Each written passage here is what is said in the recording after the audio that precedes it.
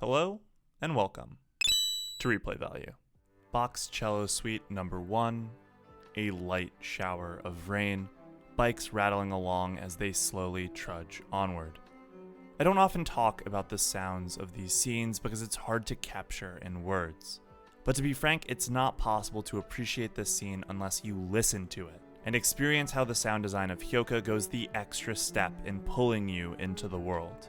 I say this because I believe that the opening scene of episode 5 is masterful in its direction, its theming, and its execution. And this video is going to be long enough as it is, so let's get straight to the point. Today we're going to go through this scene shot by shot and break down a perfect 2 minutes.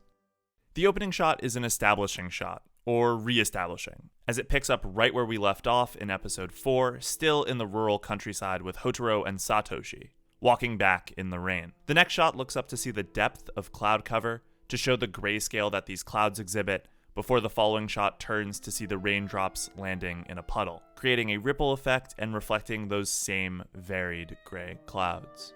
As we've discussed already, rain is the thematic counterbalance to rose-colored life, the gray or neutral tones compared to the bright and pastel shades. It's the variety of gray tones that breathe life into the composition, and highlight how being gray isn't being one tone, there are shades. It's just less energetic than something like shocking pink. The ripples introduce a theme that we've really only seen in the OP up to this point, which I plan on covering once we reach the midway point of the show. Ripples imply change. It's a chain reaction spread out over time. In doing so, it alters the surface of the water's reflection, disrupting what is real compared to what is shown. In these 3 shots, we've not only re-established our location, but we've also re-established one of our primary motifs and engaged with the thematic element of rain in a new way. The following shot is of a crow on top of a power line, looking down on a small road between 2 fields. The crow, despite being in the rain, is unmoving. The only movement in the shot is the rain and drops bouncing off of the crow and its perch. It is on this shot that Satoshi's voice begins to speak, transitioning us on an audio level to the 2 boys as we visually cut to the path that the 2 are currently walking on. It's a tracking shot, designed to focus us on their gear. Hotaro carrying an umbrella, Satoshi wearing a raincoat, and to give us a sense of what the area looks like in these conditions. This lush, colorful environment dulled by the gray clouds. As Satoshi finishes recapping Hotaro's theory from the previous episode, our eyes move from the right-hand side to the left-hand side, cutting to a close-up of Hotaro who seems deep in thought, not responding to Satoshi's statement. Hotaro's eyes are dark, which compared to the next shot as we cut to in front of the 2 boys, Satoshi's eyes are kept bright despite the raincoat, making them the natural place for our eyes to transition. We zoom into Satoshi, who states his surprise at Hotaro attempting to solve the mystery, and whose shock turns into a smile as Hotaro says that makes 2 of us. We then cut to this shot of them looking ever so small in the frame as we look up at the imposing sky and see just how far they still have to go, the power line seemingly extending forever in front of them. As we jump much closer to the 2, Hotaro stops their forward progress to clarify that it's Chitanda's fault, not for her sake, that he attempted to solve the mystery. Conveniently at the same time that a small flatbed comes by. Hotaro's little turn to the left primes us to the cut to Satoshi, who retreats in that same direction. The following shot has us looking down on the 2 and their reflections in the puddles, which are dark, practically silhouettes.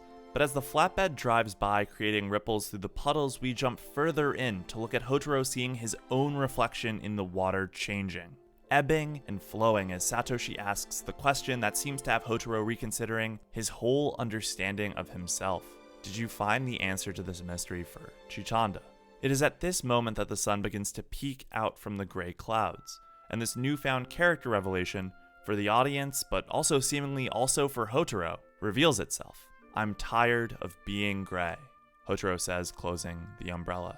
Chitanda lent him that umbrella at the end of episode 4, and he used it to protect himself from the rain on the walk back up to this point. This moment is notable because rain is thematically the counterbalance to a rose-colored life, and Hotaro was metaphorically using Chitanda as a shield guarding him from an entirely gray life, all the while blaming her for why he's using energy instead of being honest as to his changed outlook on life.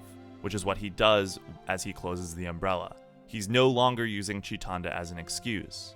It's still raining a little bit as he puts away the umbrella, like a sun shower. So in this moment, he's accepting in equal parts the rain and the sun, the gray and the rose color. The next group of shots have small directional elements loaded with subtleties, like showing Hotaro putting his bag in the bike through a twist motion before getting on it himself, the way the sun comes through the clouds in the puddle, and by Satoshi, before we cut to the close-up of Hotaro, droplets on his hair and face, and being darker than the now luminescent background as he states, "The grass is always greener on the other side." Cutting to the crow suddenly looking up with water splashing off of its beak, and cutting to Satoshi, whose eyes are now in shadow watching his friend change before his very eyes. It's a stark contrast compared to the bike over, where Satoshi said that he could not be dyed.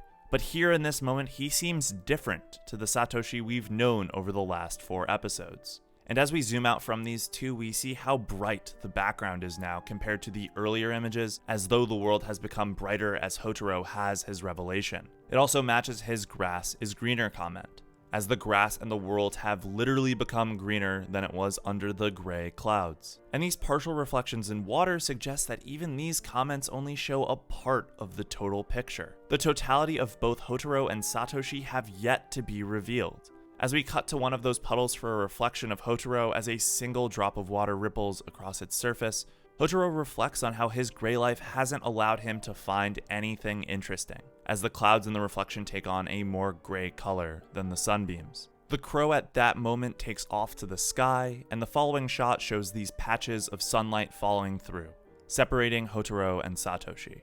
Hotaro, now totally in the light, a single raindrop on his hair, states that he chose to waste some energy for himself to see what it was like, and to signify how momentous of an occasion that is, the black crow flies off into the sky, a patchwork of gray and clear sky, dark and light, as the music comes to a stop.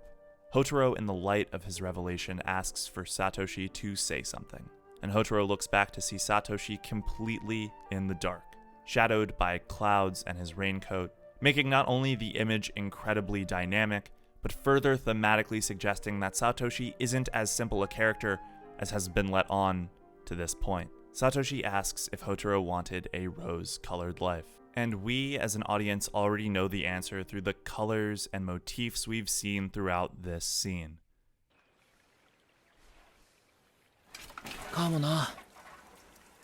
And Satoshi, following Hotaro's lead, finally takes off his raincoat hood, returning to his smiling self and biking into the light.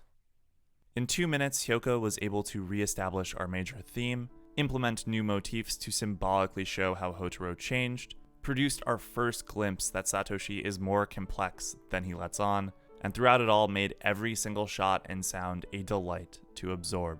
This is the kind of work that, when done properly, makes you feel like you've watched a whole episode in terms of density, when of course there's actually a bunch more to go through. For me, the beginning of episode 5 is when I knew Hyouka, for all of its greatness in the prior 4 episodes, for all the potential it showed in its first mystery, was on the path to being a masterpiece. And I hope that this video has been able to make you look at this scene a little bit differently. Hope you enjoyed. If you did like it, please leave a like. Let me know if I've succeeded in showing why this scene is so great with a comment. Subscribe for more analysis videos, and check out the rest of my Hyouka series if you're interested. We'll be back soon with a new video, but until next time, thanks for watching.